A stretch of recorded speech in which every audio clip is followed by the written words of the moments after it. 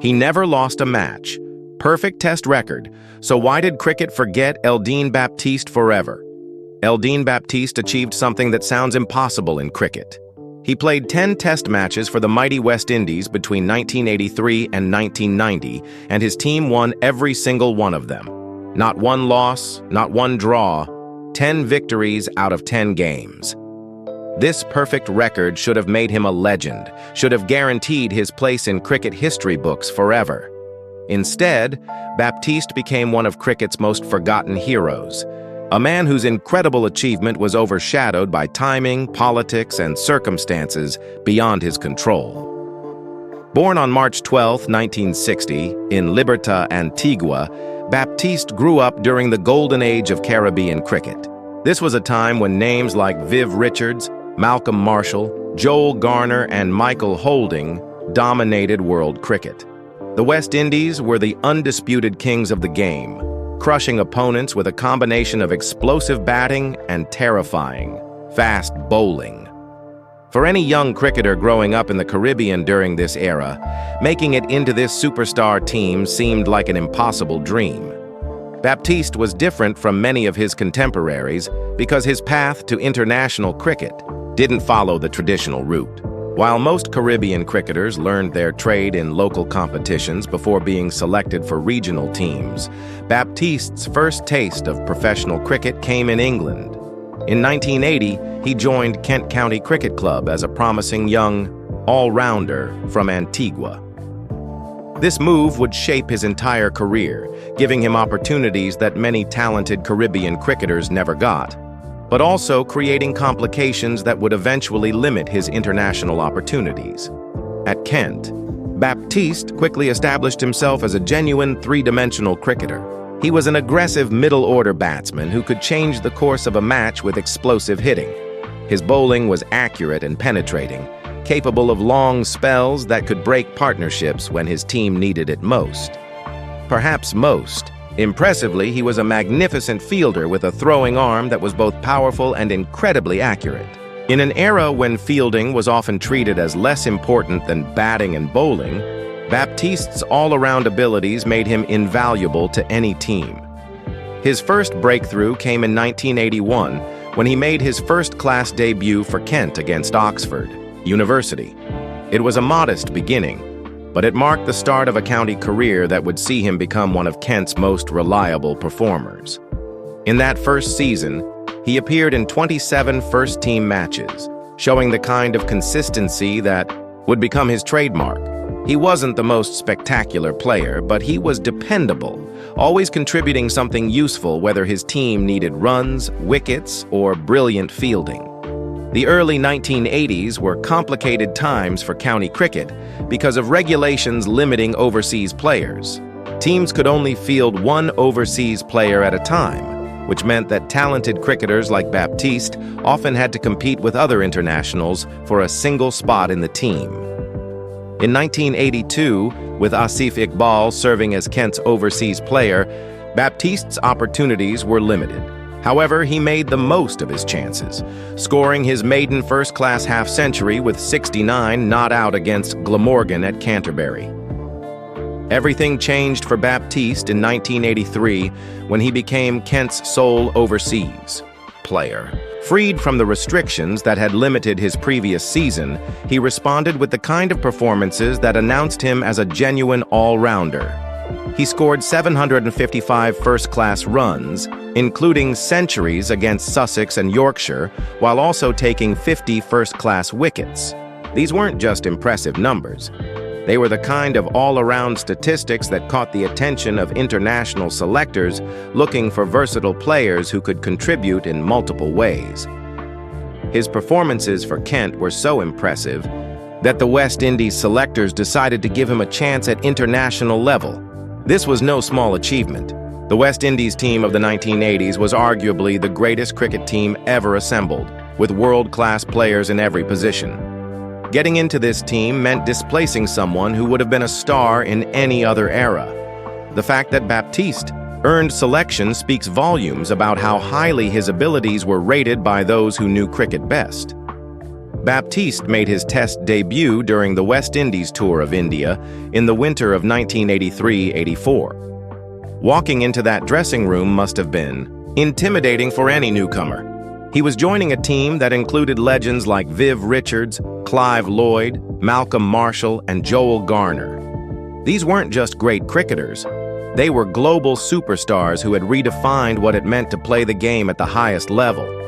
For a young man from Antigua who had been playing county cricket in England, it must have felt like stepping into a different world.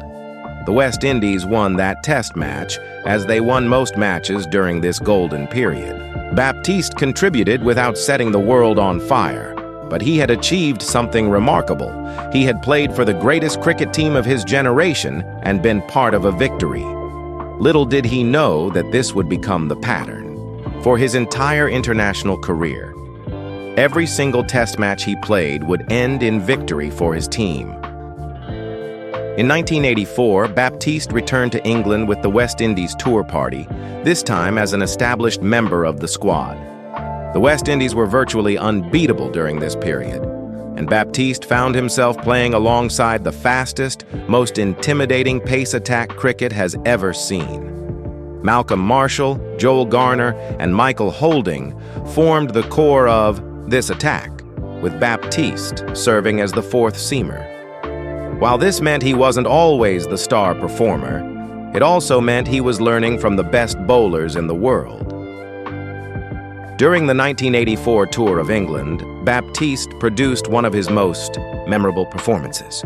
At Edgbaston, he scored 87 not out and shared a ninth wicket partnership of 115 in just 113 minutes with Michael Holding, who contributed 69. This wasn't just a useful contribution. It was the kind of explosive batting display that could change the course of a Test match. The innings showed that Baptiste belonged at the highest level, that he could perform under pressure when his team needed him most. Returning to Kent after his international success, Baptiste enjoyed his best county season in 1985. He scored 972 runs and took 58 wickets in first-class matches, figures that would have guaranteed him a place in most international teams. In one-day cricket, he was even more effective, hitting 350s and taking 22 wickets, including a spectacular 5 for 30 against Glamorgan in the Benson and Hedges Cup. These performances confirmed that his international success wasn't a fluke. He was a genuinely world-class all-rounder who could excel in any format. However, county cricket's overseas player regulations continued to complicate Baptiste's career. In 1986, Kent signed Terry Alderman, the Australian fast bowler, as their overseas player. This meant Baptiste was restricted mainly to limited overs matches, despite his obvious quality and recent international success. It was frustrating for a player who was clearly good enough to be a regular in any team, but he made the most of his opportunities, finishing as Kent's leading wicket-taker in one-day cricket with 34 wickets. The following season brought more complications. Baptiste had to share the overseas player role with Roy Pienaar, which meant even fewer opportunities for regular cricket. Despite these limitations, he produced some of his most outstanding performances. During this period, he scored 95 out of 122 against Lancashire at Moat Park, showing his ability to dominate bowling attacks even in difficult circumstances. Against Sussex at Dartford, he scored 64 and took 6 for 69 on what was described as a difficult pitch, demonstrating his versatility and skill in challenging conditions. While Baptiste's county career was being affected by overseas player regulations, his international career continued to flourish. Every time he was selected for the West Indies, his team won. This wasn't just good luck. The West Indies were the best team in the world during this period, and Baptiste was contributing to their success. His bowling provided valuable support. To the legendary pace attack, his batting added depth to an already powerful lineup, and his fielding set standards that few could match. But success at international level couldn't solve the fundamental problem that was developing in Baptiste's career. The West Indies team was so strong, with so many world-class players competing for places, that opportunities were limited even for someone with Baptiste's abilities. The pace attack of Marshall, Garner, Holding, and later Ambrose and Walsh was virtually unbeatable, which meant there was less need for a fourth-seamer who could also bat.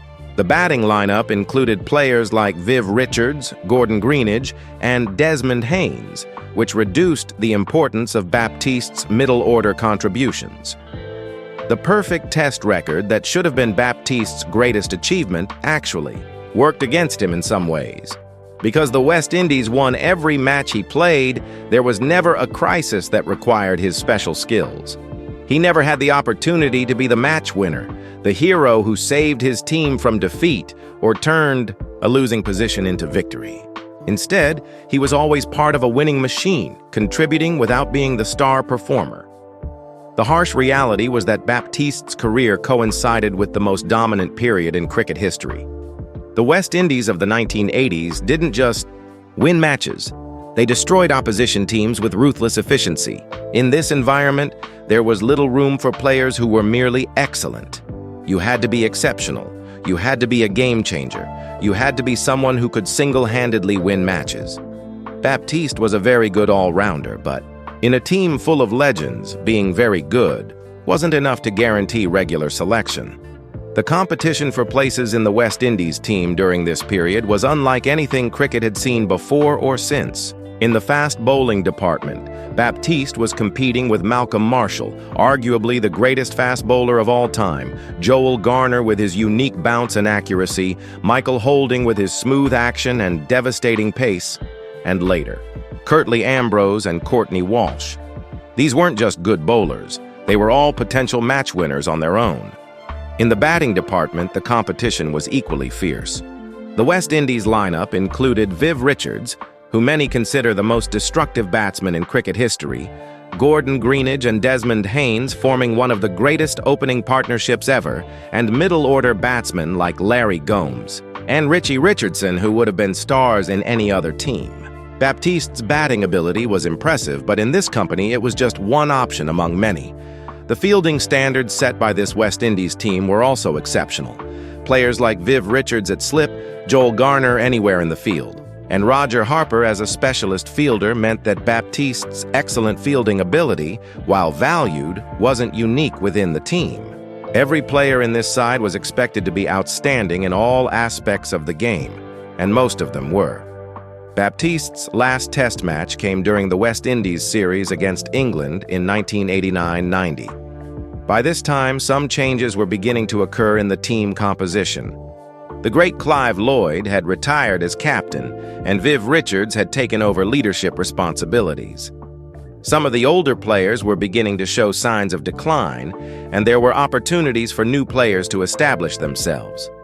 However, the transition didn't work in Baptiste's favor.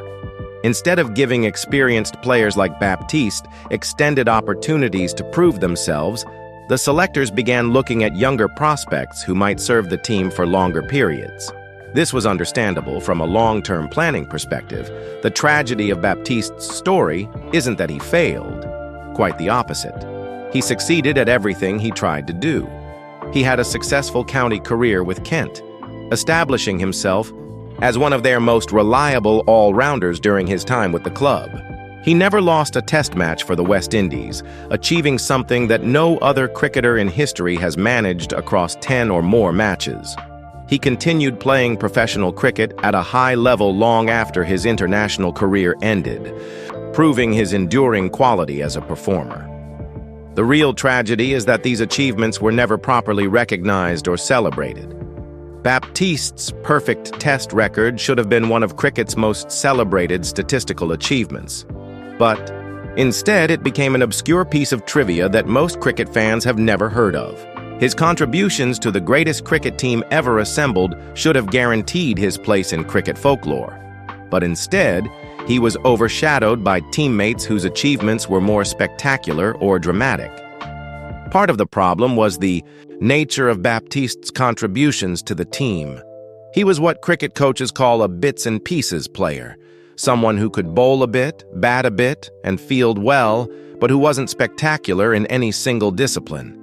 In the context of the West Indies team of the 1980s, this versatility was valuable, but it wasn't the kind of ability that captured public imagination or created lasting memories.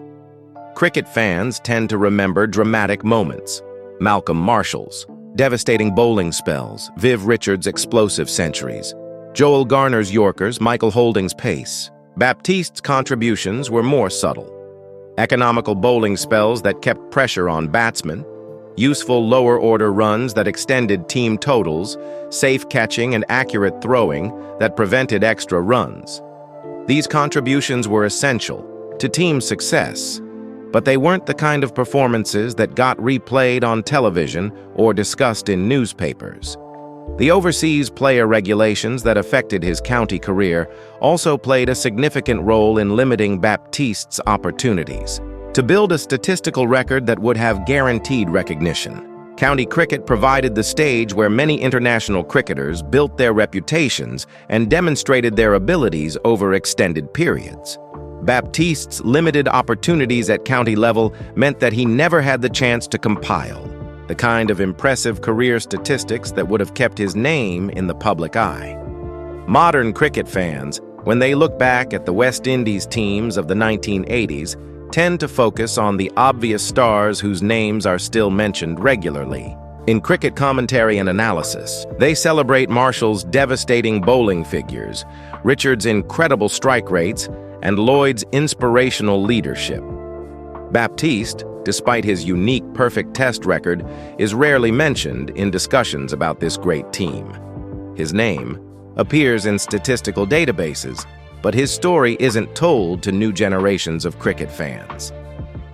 The perfect test record that makes Baptiste unique in cricket history has become more of a statistical curiosity than a celebrated achievement. When cricket websites list unusual statistical achievements, Baptiste's 10 wins from 10 tests might get a brief mention, but the context that made this achievement possible, his role as a valuable contributor to the greatest cricket team ever assembled, is usually ignored or glossed over. Baptiste's story also reflects the changing nature of cricket and how achievements are remembered in different eras. In the 1980s, cricket coverage was limited compared to today's standards. There were no 24-hour sports channels, no social media to keep retired players in the public eye, no regular retrospective programs celebrating past achievements. Once a player's career ended, unless they moved into coaching, commentary, or administration, they tended to fade from public consciousness relatively quickly. The contrast with modern cricket is stark.